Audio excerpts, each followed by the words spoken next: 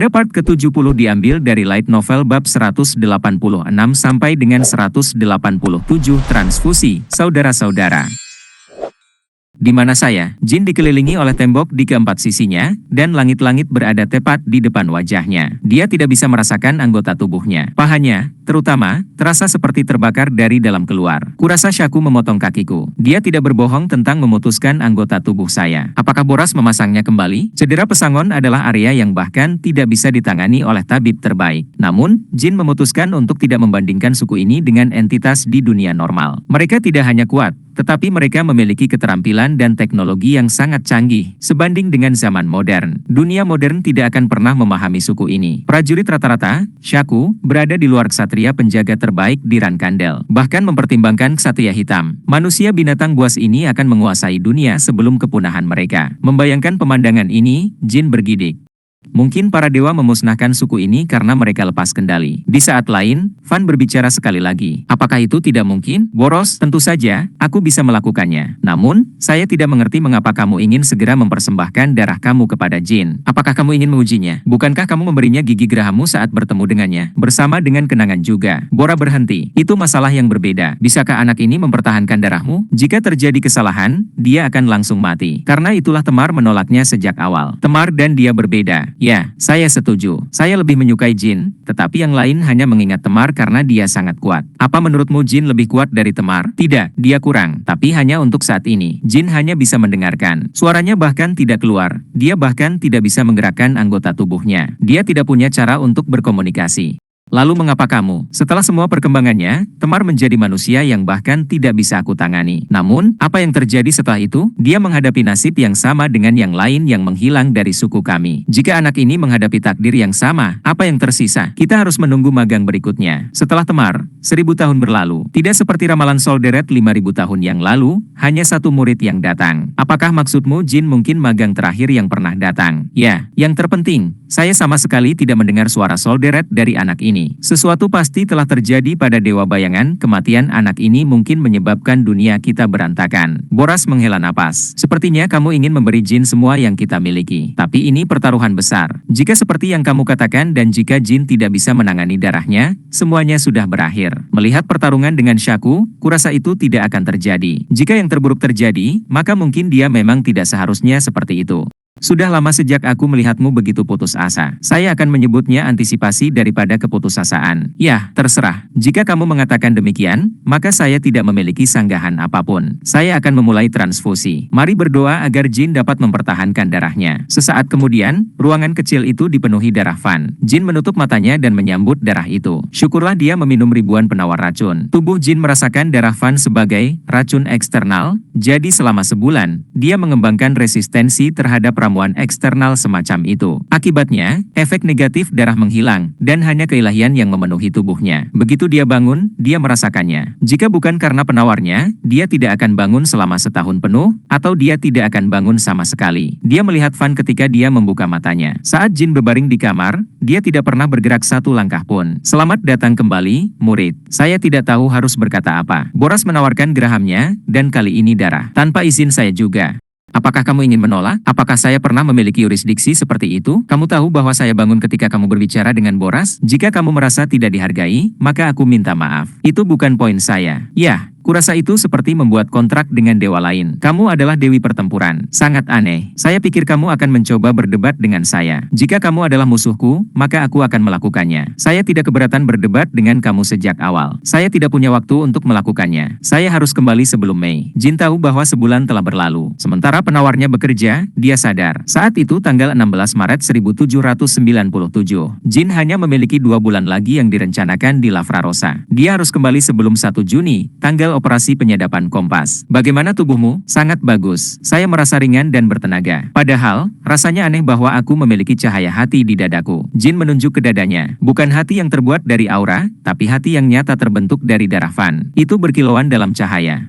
Itu seukuran kepalan tangan Jin, tapi aura di dalamnya tidak kecil. Hanya karena saya memiliki ini mungkin tidak berarti saya adalah salah satu saudara. Saya yakin pembalasan dari Shaku dan yang lainnya mungkin menjadi lebih buruk. Di sisi lain, Garmund, Boras, Rinpa, dan Bliss akan sangat menghargainya. Mungkin, apa menurutmu aku tidak bisa mengubah pikiran mereka tanpa bantuanmu? Jin menatap mata Fan. Jika dia mendengar konfirmasi atau kebohongan yang terang-terangan, dia akan menghancurkan hati tanpa penyesalan. Jika saya mengatakan tidak, apakah kamu akan patah hati? Karena bukan kekuatan yang kamu peroleh sendiri. Fan membacanya seperti buku. Dan seperti biasa, Jin merumuskan jawaban yang berat. Tepat sekali. Namun, hati ini adalah sesuatu yang aku peroleh sendiri. Meskipun itu bukan sesuatu yang saya inginkan segera. Jika saya tidak memenuhi harapan kamu, maka kamu tidak akan pernah menawarkan transfusi sejak awal. Saya hanya menganggap ini sebagai proses pewarisan. Jadi, mengapa kamu ingin menghancurkannya? Saya dapat melakukan apapun yang saya inginkan dengan apapun yang saya peroleh. Jika itu adalah kekuatan yang ingin kamu bagikan, maka saya bahkan tidak akan berpikir untuk menghancurkannya. Aku tidak akan pernah menghancurkan sesuatu yang bukan milikku. Fan tersenyum. Kamu akan diterima oleh yang lain dengan cukup baik tanpa darahku. Kalau begitu aku akan menggunakannya dengan baik. Jin mengenakan jubah yang disimpan di samping kamarnya. Dentang, dentang. Sementara dia menyerap darah, dia terus mendengar suara palu dari bengkel Boras. Aku akan berlatih teknik kedua dari Shadow Blade. Apakah saya sparring dengan Shaku di sore hari? Legenda ketujuh juga akan berada di area latihan. Bliss akan mengajarimu teknik ketiga. Saya suka jadwal yang padat. Saya berharap dapat melihat kamu di sore hari. Latihan di pagi hari dan sparring di sore hari. Dan begitu saja, 49 hari berlalu. Jin memiliki 49 kekalahan melawan Shaku, dan setiap kali dia kalah,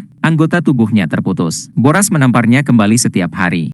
The Illustrious Legends tak terbendung. Jika mendapatkan jantung cahaya akan langsung menutup celah. Setiap prajurit di dunia akan mencari hati seperti itu. Namun, setiap kali Jin kalah, dia merasakan betapa kuatnya monster-monster ini. Awalnya, dia mengira Shaku sangat kuat. Tetapi setelah 10 pertempuran, Jin membandingkan Shaku dengan Luna. Setelah 20 pertempuran, dia meragukan perbandingannya dengan Luna. Dan setelah 30 kali, dia benar-benar menghapus perbandingannya. Setelah 40 tahun, dia merasa yakin bahwa dia dapat memutuskan salah satu lengan Shaku. Hanya dari cara dia memandang lawannya, Jin tahu dia tumbuh dengan kecepatan yang gila. Jika Luna adalah gunung yang jauh, Shaku adalah bukit pertama yang mulai menampakkan puncaknya. Kenapa mukanya panjang, Shaku? Apakah kamu bosan denganku? Jin menikmati setiap pertempuran, sementara Shaku semakin ragu untuk bertarung secara agresif. Bahkan legenda pertama, Valtirok, yang selalu memandang Jin tanpa emosi, tidak lagi memandangnya dengan jijik.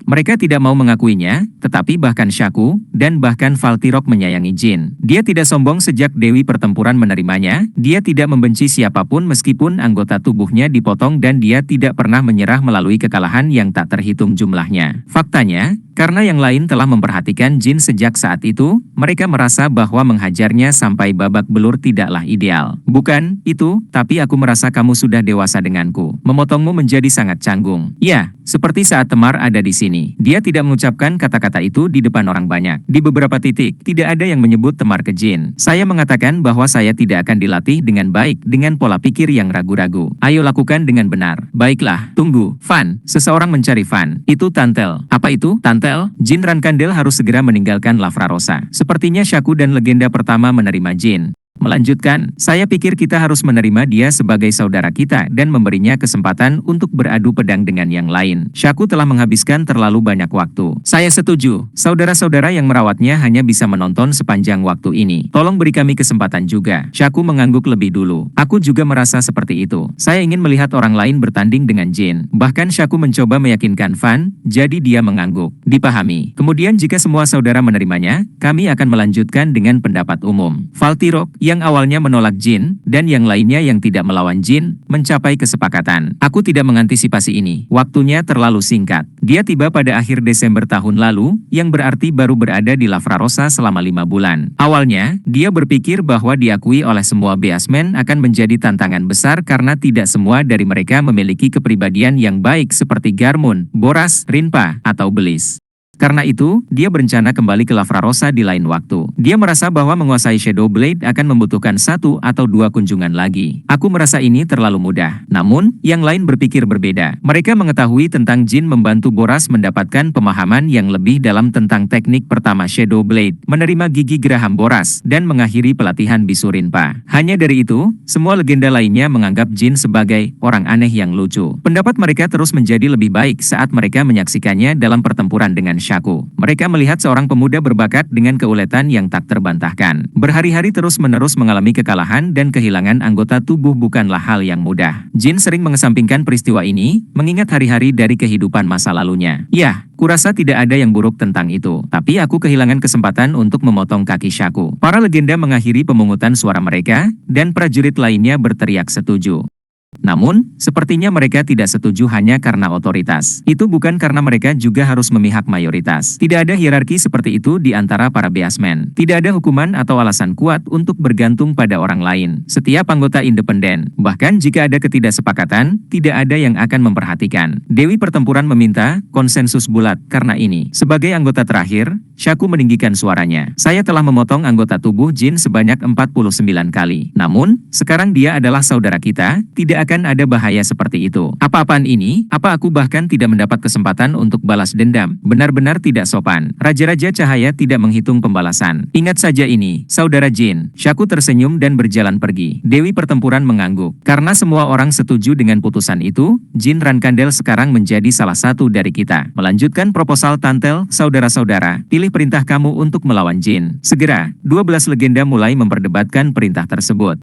Biarkan aku pergi dulu. Kamu harus pergi dulu. Seperti anak-anak yang berdiri dalam barisan. Saya pertama kali membawanya ke sini, jadi saya harus menjadi yang pertama. Tidakkah menurutmu begitu? Tidak. Tantel membawanya lebih dulu dan kalian beradu pedang sekali. Karena itu, kamu harus pergi terakhir. Saudaraku, kita harus memilih dengan batu gunting kertas. Itu juga seperti ini ketika mereka memutuskan siapa yang harus memandikan Jin. Rasanya seperti sekelompok anjing menggonggong satu sama lain. Mereka sekelompok yang lucu. Jin tidak merasakan apa-apa setelah diterima oleh mereka. Mereka tidak pernah benar-benar berinteraksi dengan Jin, atau membuat hubungan penting dengannya sejak awal. Legenda ketujuh, Bliss mendekatinya. Meskipun kami tidak pernah bergaul, atau berbagi darah. Meskipun kami terlihat berbeda, atau memiliki tujuan yang berbeda. Jin menatap Bliss. Begitu kamu menjadi saudara, mereka akan terus memperlakukanmu seperti dulu. Itulah cara suku kami. Bagaimana mungkin, Bliss?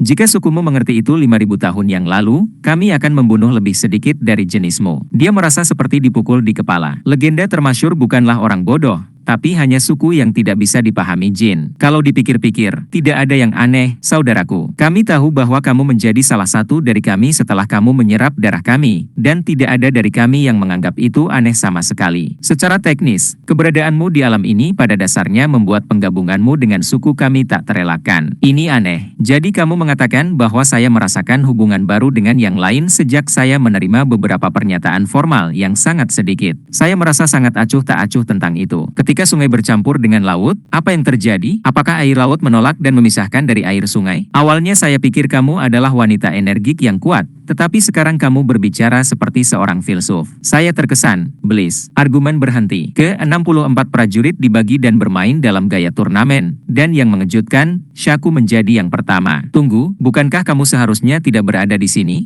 Kupikir kau kembali ke penginapanmu. Kau akan melawannya lagi. Segala macam ketidaksetujuan tumbuh dari kerumunan, tetapi mereka tidak bisa membantah pemenang penentu akhir yang dikenal sebagai batu gunting kertas. Menerima segala macam keluhan, dia berjalan ke arah Jin. Tentu saja saya pantas mendapat kesempatan lagi. Kamu merobek tubuh saya 49 kali. Itulah yang pertama kali terjadi. Hari ini aku pasti akan berdebar. Tangan besar Bliss menekan bahu Jin. Kekuatannya sangat besar. Jin tidak bisa melepaskan tangannya. Ini bukan lagi pertarungan antara saudara dan murid, tetapi antara saudara dan saudara. Jangan lupakan itu, Jin. Kamu terlihat seperti kamu akan menghancurkan tulang bahuku jika aku tidak mengangguk. Jin berharap Bliss menjadi yang terkuat di antara para legenda. Melukai lawan tanpa menggunakan pedang itu tidak apa-apa. Bagian terpenting adalah menghilangkan semua niat membunuh. Nah, itu sesuatu yang ingin saya dengar. Kalau begitu tolong ambilkan ini untukku. Jin melepaskan sarungnya dari pinggangnya. Pertarungan ke-50 kita akan menjadi pertarungan tangan kosong, Shaku. Tapi ini akan menjadi lebih buruk. Dengan rasa khawatir yang tulus, Shaku menggelengkan kepalanya, dan Jin menggertakkan giginya. Sampai sekarang, dia ingin mencabik-cabiknya, tetapi sekarang dia tidak bisa. Setelah Shaku, itu akan menjadi Mouka, lalu Sul, Anote, kamu harus melawan Lusinan, jadi jangan lelah. Setelah pertarungan pertamanya dengan Shaku, dia akan melawan 64 prajurit lagi hingga keesokan paginya. Ini akan berlangsung untuk hari ini, lusa dan selanjutnya. Sial, bajingan itu. Beraninya dia membiarkanku menang. Jin mengklaim kemenangan pertamanya melawan Shaku. Dia melontarkan meriam foton di depannya dan kemudian mulai menghajarnya hingga menjadi bubur. Tapi sebelum 5 pukulan, Shaku kalah, yang mencegah Jin memukulnya lebih jauh. Kekesalan seperti itu. Jin merasa ingin meledak, tapi sekarang bukan waktunya. Dia memiliki lawan lain yang siap untuknya. Bagian yang lebih menyebalkan adalah bahwa yang lain benar-benar habis-habisan. Teknik bertarung berasal dari dunia yang berbeda. Jika mereka berdua memegang senjata, maka luka Jin akan berkurang. Setelah setiap pertarungan, Jin terkekeh dan mencari kakto, kue tradisional. Memarnya cepat sembuh. Wajahnya meradang seperti melon, dan banyak memar di sekujur tubuhnya. Syukurlah, tidak ada tulang yang patah. Monster-monster itu berpesta kue sambil berbaring di tempat tidurnya. Jin terus-menerus tertawa kecil pada dirinya sendiri. Dia merasa segar saat dia mandi di bawah sinar bulan yang merembes melalui jendela. Ketuk, ketuk. Seseorang ada di depan pintu. Jin, aku masuk. Bagaimana kamu mengatakan kamu masuk ketika aku bahkan tidak bertanya siapa itu? Tantel masuk dengan 2 tong besar anggur. Berdebar, dia menjatuhkan barel ke tanah, memanggil piala entah dari mana dan melayani Jin. Ini adalah anggur yang saya minum pada hari pertama. Rasanya seperti kotoran. Ini anggur kristal. Rasanya akan berbeda.